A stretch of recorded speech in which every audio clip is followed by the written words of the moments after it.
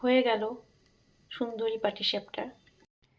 শীতকালে পিঠে পুলি খাওয়ার সময় আজকে আমি সুন্দরী পাটিসাপটা করব। দারুণ এসছে, খেতে তো ভালোই হয়েছে। সহজভাবে দেখাবার চেষ্টা করেছি যে সবাই করতে পারে। বিটটা গ্রেট করে ফুটিয়ে নিচ্ছি যাতে কাঁচা গন্ধটা চলে যায়। বিট রসে দারুণ রং হয়। ফুটে গেছে, এখন ঠান্ডা হওয়ার জন্য রেখে দিচ্ছি। একটু আলাদা করে গুলে নিচ্ছি বিট রস দিয়ে।